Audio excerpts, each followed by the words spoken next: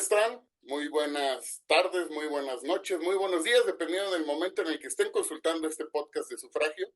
Estoy el día de hoy muy contento porque además tenemos la presencia del maestro Carlos Escalante, quien, bueno, seguramente no necesita presentación, pero les cuento un poco de él porque dudo que alguien no lo conozca. Una persona venezolana con 33 años de experiencia mínimo.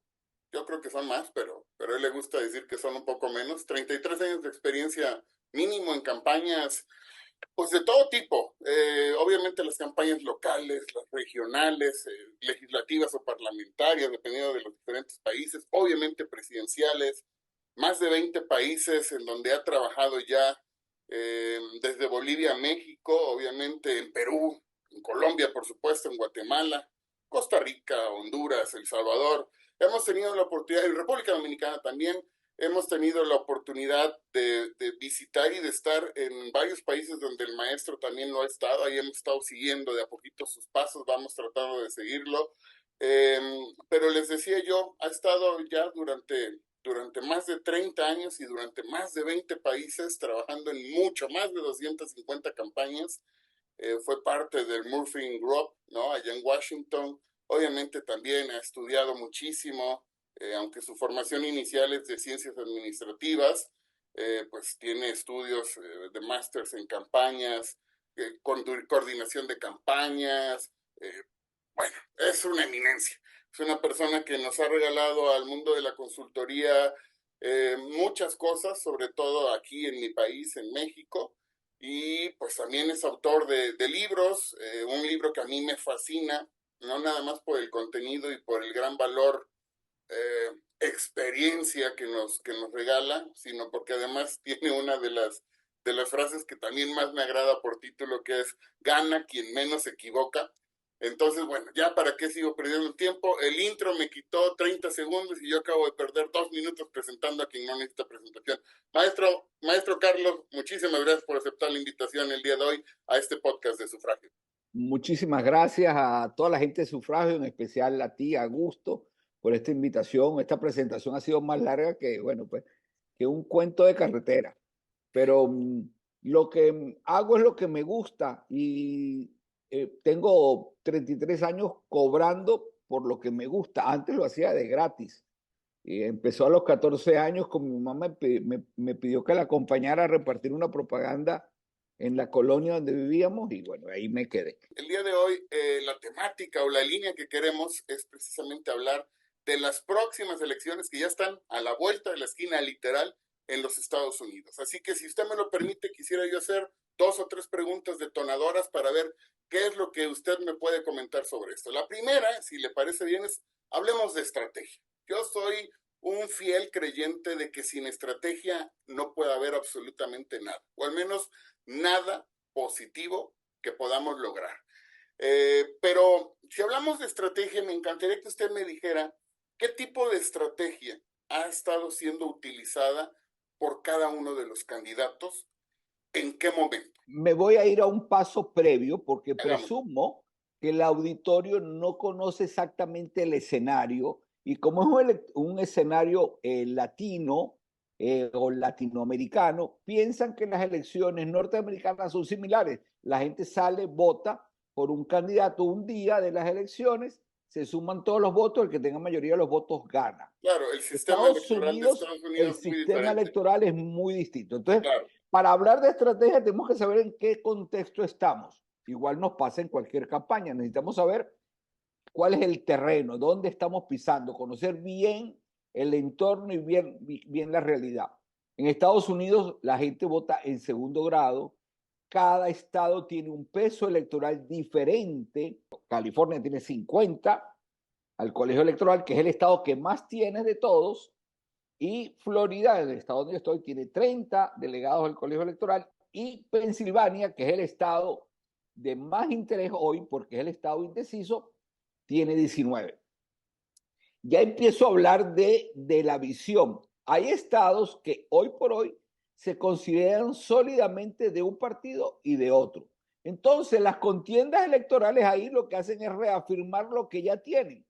Por lo menos qué estaría haciendo Trump en California si sabe que las últimas 9 elecciones las ha ganado siempre los demócratas. No tiene nada que hacer.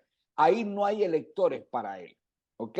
¿Qué estaría haciendo Kamala Harris visitando Houston, Texas, si ahí el voto de Texas es normalmente republicano? Claro. Entonces, vamos entonces a analizar el histórico electoral, dónde están los estados de competencia, para saber dónde podemos mover cada estado. Maestro, Entonces, permítame interrumpirlo solo un segundo, no, porque ahí va mi pregunta número 2, y como ya está hablando de ella, para después no tener que regresarlo. En la pregunta 2, la detonadora que tenía yo era los bastiones por partido, los estados péndulo, y voy a dejar ya el último estado, que ese sí lo tocamos aparte, que va a ser Puerto Rico, pero ya me está hablando usted especialmente de los bastiones, ¿no? En este análisis del peso electoral y además de lo que tiene cada uno en su bolsillo.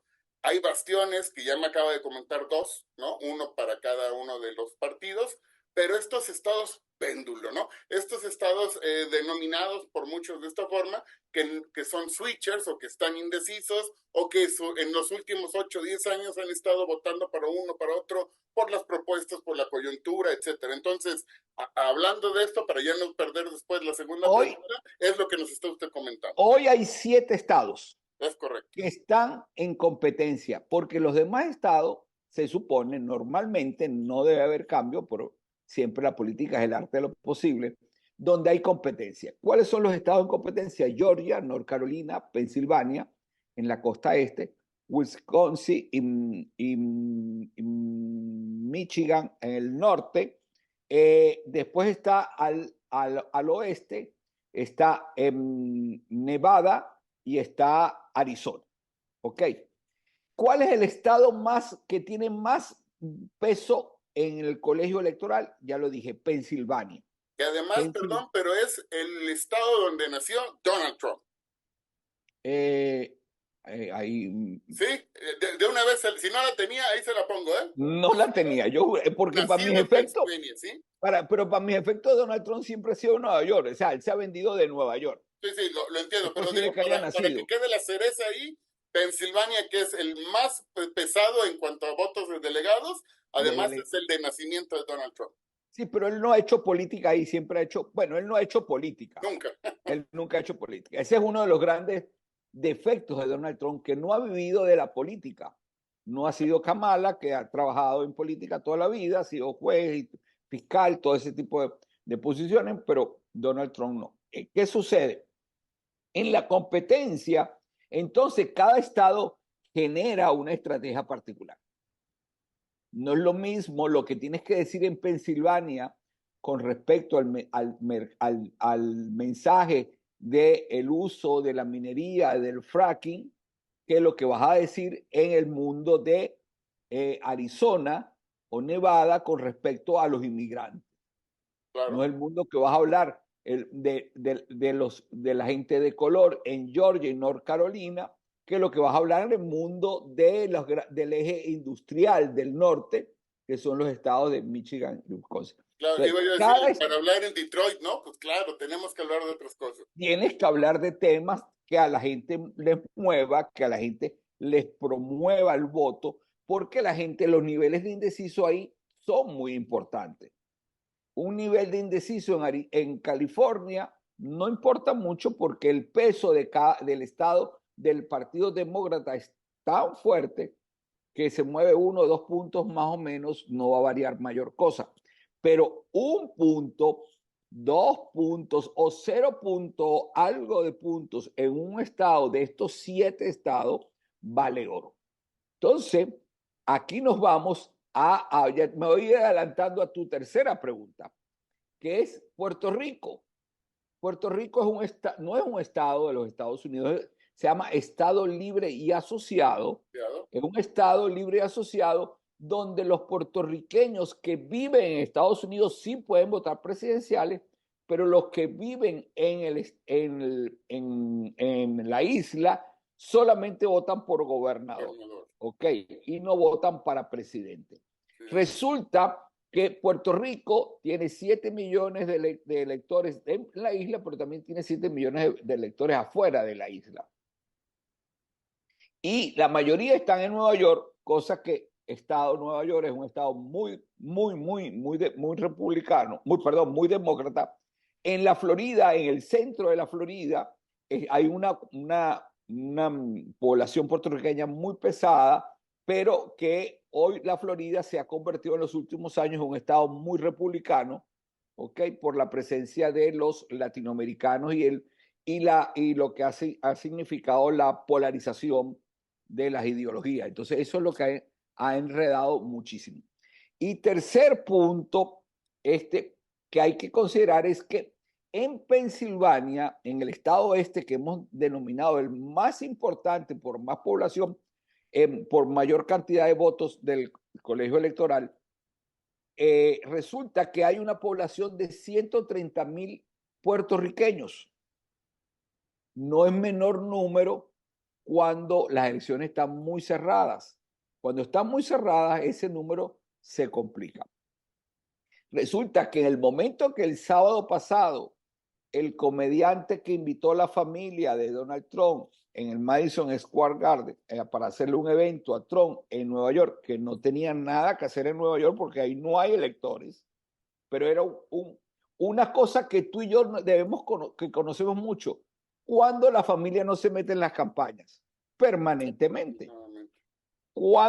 Entonces la familia decidió, hagamos un evento en el Madison Square Garden, que es la arena más importante de los Estados Unidos. Además, tú has sido un gran constructor de Nueva York y tú has tenido grandes experiencias aquí en Nueva York. Hagámoste un evento. Entonces, hicieron toda la agenda, invitaron a este comediante con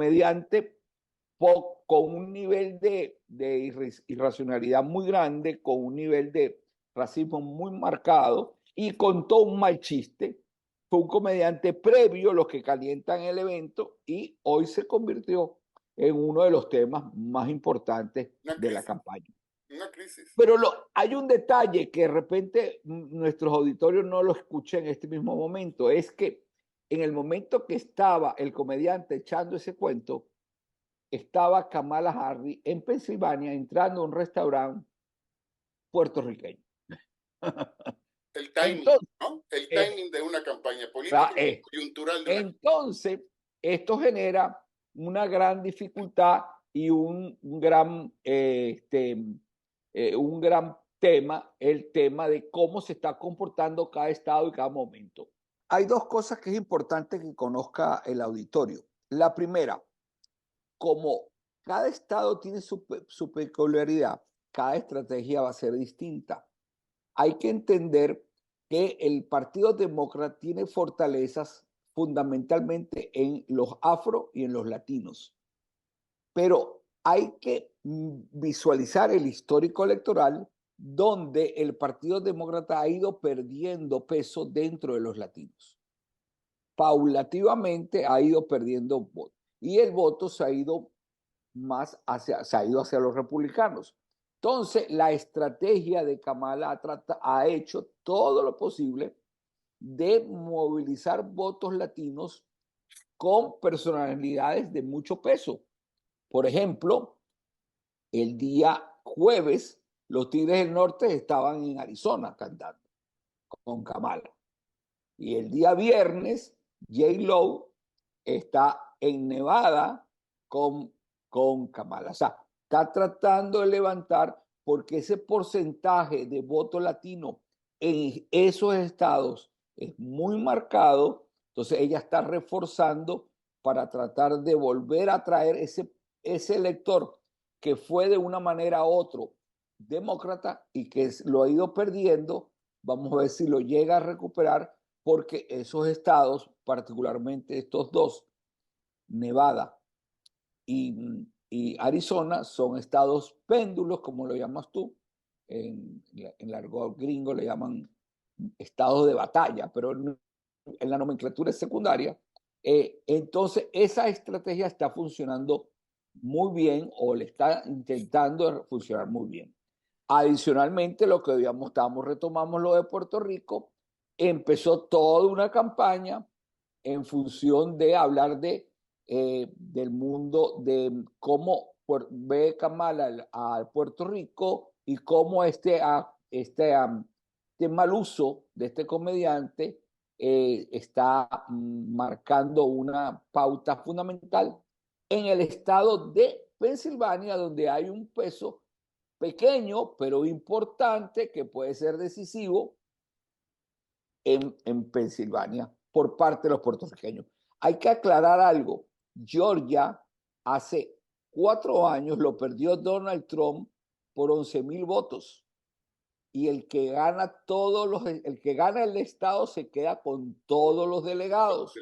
Entonces, fíjense lo pequeño que puede ser y lo significativo que pueden representar 130,000 electores puertorriqueños en Pensilvania, que es el estado más importante de un peso electoral, y hacer una estrategia. Vamos a ver si podemos poner un video que produjo la campaña inmediatamente. Claro. De parte de Kamala, moviéndose en ese área.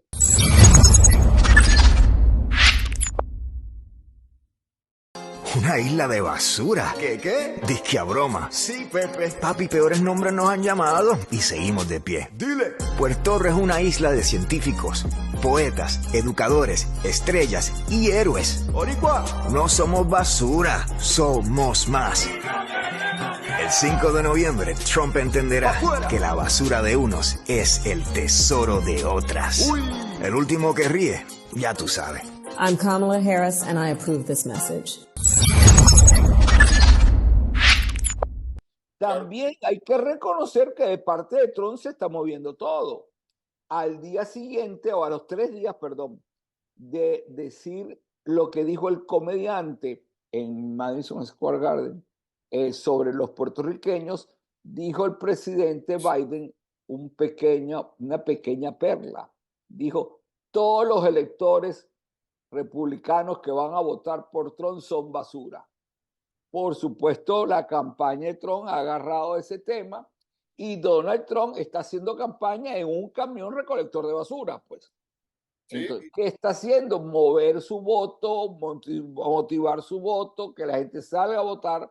Okay. Y eso es parte de la estrategia que se está moviendo. Otra cosa importante para discutir con tu auditorio es que en la mayoría de los estados hay voto anticipado y el voto anticipado termina el domingo. Si ya hay mediciones en algunos estados donde cómo va la correlación está muy pareja, ciertamente los demócratas han votado más anticipadamente que los republicanos, pero eso no es referencia para lo que vaya a pasar el martes, que es el día de la elección propiamente dicha. Es súper interesante precisamente el modelo electoral norteamericano por todas estas aristas que no permiten, como en otros lugares de América Latina, tener solo una estrategia que es aplicada y bajada o regionalizada, sino que efectivamente, lo dice usted y lo dice usted muy bien, maestro, dentro de una estrategia general era regresar a recuperar ese voto que se ha perdido, a posicionarla como alguien mucho más joven, diría yo en el caso de la vicepresidenta Kamala, en visualizarla como que, si bien es cierto, sería una continuidad no total, ¿no?, del presidente Biden y de su administración. Eso sería, pudiéramos hablar de una estrategia general, el mensaje que le llegaría a todos, pero requiere de una serie de estrategias extremadamente específicas, no nada más de acciones, sino estrategias específicas focalizadas a cada uno de los estados y sobre todo del peso y valor electoral de cada uno. Además de la situación que tiene que ver el bipartidismo, ¿no? Lo decía perfectamente. ¿Para qué pierdo tiempo en California si de plano yo sé que las últimas 10 elecciones no he podido hacerlo? Entonces ahí mi estrategia es diferente, voy a recuperar los votos que pueda, a darle la vuelta que pueda, pero me enfoco en los que ya son míos y sobre todo estar trabajando en estos 7 estados que me pueden dar la victoria. Hay un punto importante que se hace complicado. En el estado de Wisconsin y Michigan, que son los estados competencia del eje industrial de los Estados Unidos, hay segmentos muy particulares. Todas las campañas están segmentadas. Una es hablarle a los obreros del área industrial, pero también hay presencia del mundo del Medio Oriente. Recuerden que estamos viviendo una guerra, en el Medio Oriente muy particular. Entonces los discursos tienen que ser cuidadosamente, milimétricamente medidos, de manera que lo que digas para un lado no moleste a otro en estados como estos. Entonces hay presencia también de obreros del mundo árabe, del mundo musulmán y del mundo judío, fundamentalmente en Wisconsin y Michigan. Entonces, eso también tiene que ser cuidadosamente medido en la estrategia, porque recuérdense que estos estados se puede ganar por 1 o 2 votos, o sea, la diferencia es mínima. Todos los estados hoy, en péndulo, no hay ninguno sólidamente a favor de uno. Están todos en margen de error. Son empatados. Cualquier cosa puede pasar en esos 7 estados. El voto oculto se va a cargar y va a ser el que se defina definitivamente. Y los últimos días, por eso está tan interesante el proceso, porque ciertamente Michigan está arriba por 1 punto. Harris y Wisconsin, Harris está por 1 punto, pues en Pensilvania Trump está por 1 punto, en Nevada Trump está por 1 punto. O sea, todo es tan empate que no se puede medir. Hay algo que quiero decirle a tu auditorio, porque normalmente la gente que no está muy informada, que sigue con muchos detalles, ven las encuestas. Y si tú ves la encuesta nacional, está Harris arriba por 1 punto sobre Trump. Pero la encuesta nacional no sirve la encuesta nacional. Claro. Por lo la encuesta nacional no te da ningún resultado. Entonces, no hay que ni ver la encuesta nacional, hay que ver las encuestas de cada uno de los estados y para entender saber el peso electoral de cada uno de ellos, ¿no? Porque de nada te servirá que los que tienen 8 votos, 10 votos, cuando hay uno que gana 50 y con ese ya le ganaste a los 5 juntos, ¿no? El mejor ejemplo es cuando Trump gana en el 16, le gana a Hillary. Y Hillary saca 4 millones de votos más en el voto nacional que Trump, pero en el colegio electoral Trump ganó.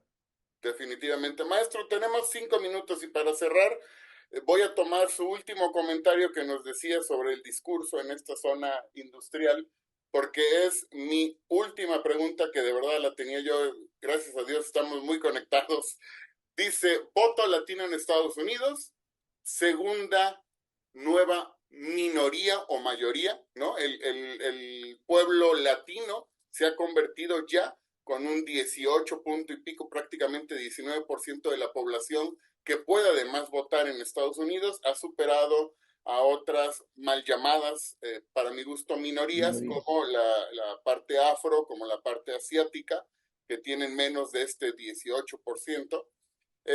Y el discurso que usted nos hablaba y nos decía, oye, hay que cuidarlo muchísimo para que algo no moleste a un lado y al otro.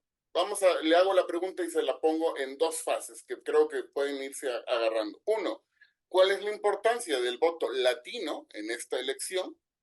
Y la segunda, cuando el discurso tiene que ser tan cuidado, es decir, cuando hay que ser tan políticamente correcto, le diría yo, ¿qué tanto se complica? Porque cuando le hablas a todos, no le hablas a nadie, ¿no? No tocas la fibra tan exacta. Entonces, para esto nos sirve mucho a nosotros el ecosistema digital, porque se pauta, se segmenta, se microsegmenta y se nanosegmenta el mensaje para que llegue a los dispositivos móviles específicos y a los que debe de llegar. Pero en el discurso general, en el discurso de meeting, en el face to face, ¿qué tan complejo es precisamente, los votos por situación de edad, de trabajo, en este caso el voto latino, ¿no? Y el hecho de no tener que salirte de un script tan alto, ¿qué tanto te ayuda a llegar o no te ayuda a llegar con el mensaje? Y con esto le pediría yo que con esta pregunta poco compleja cerráramos estos últimos 5 minutos del podcast. No, pero muy interesante. para nuestro auditorio, para esto se necesita mucha investigación.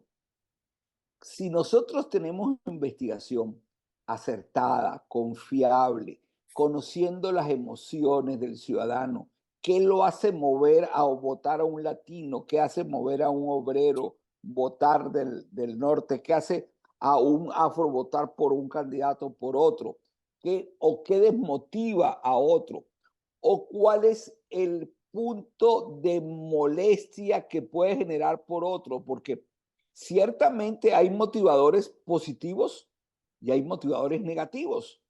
Okay. Hay gente que odia a Trump y no va a votar por Kamala, va a votar en contra de Trump. Entonces tienes que saber mover eso y para eso se necesita mucha investigación. Cuando tú tienes la investigación adecuada, vas a saber qué palabras decir y qué no decir en un discurso. Yo acabo de vivir campañas en México y teníamos palabras que estaban negadas por nuestro candidato. O sea, estas palabras tú no puedes mencionarlas en ningún sitio.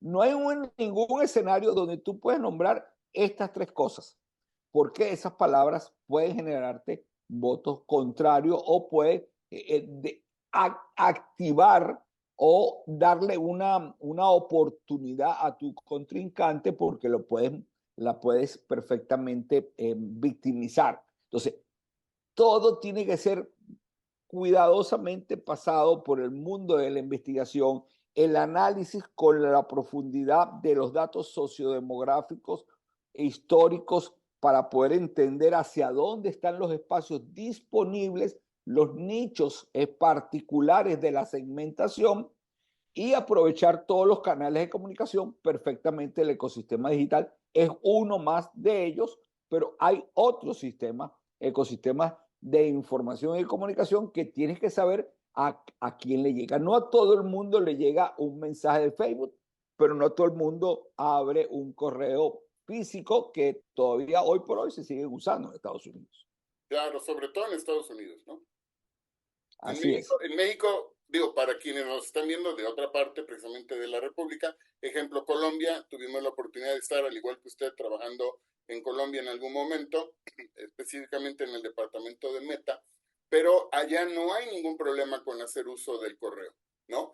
En México no hay un problema siempre y cuando tengas la autorización o la solicitud de la persona de poder hacer uso de porque es un dato personal. Y muchas veces, lo sabemos, hay que decirlo porque sucede, pues las bases de datos son corrompidas, ¿no? Son bases de datos que la gente obtiene de otros lugares, no hay autorización, y el hecho de lanzar un correo masivo, aún sea por el mail normal, no me refiero a correo electrónico, sino por el mail físico. El mail físico, ¿no? El correo normal, ordinario, sí genera un problema y pudiera ser efectivamente una situación que te juegue en contra. Entonces, nuevamente hablamos de las coyunturas. Pero a favor y en contra de América Latina y Estados Unidos. En Estados Unidos se usa mucho el correo físico, como hemos hablado, y en América Latina no. Pero hoy en América Latina tiene una capacidad más importante, un medio de comunicación que el correo físico, y más rápido y más directo. Es el WhatsApp. En América Latina, el más del 93% de la población tiene acceso a WhatsApp y de forma gratuita. En Estados Unidos solamente creo que el número es 13 o 17% que tiene. El mundo latino se comunica en WhatsApp con sus familiares en América Latina. Claro. Pero los gringos como tal usan mensajes de texto. Mi hijo mayor él es más latino que el segundo. Con él hablamos más en WhatsApp. Pero el segundo, solamente mensaje de texto. Definitivamente. Y esa es parte de la ciencia. Entender a quién le estamos hablando. Maestro, quiero agradecerle, ¿verdad? En nombre, obviamente, de Ricardo Chong, de un servidor, Augusto Hernández, el que nos haya aceptado la invitación. Le voy a mandar un WhatsApp para ponernos de acuerdo y seguir platicando. Dale, pero, no. Quiero agradecerle muchísimo. Tenemos que hacer un programa solamente de WhatsApp. Tenemos un desarrollo tecnológico para América Latina con chatbot e inteligencia artificial único que existe, que genera para campañas y para gobierno espectaculares herramientas de comunicación. Aprovecho que dijo usted hagamos, porque entonces ya se me comprometió. Vamos a tener al maestro Carlos Escalante entonces en otro programa para ustedes en el podcast. Insisto, no me queda más que agradecerle. De verdad es que coincidimos en tantas cosas.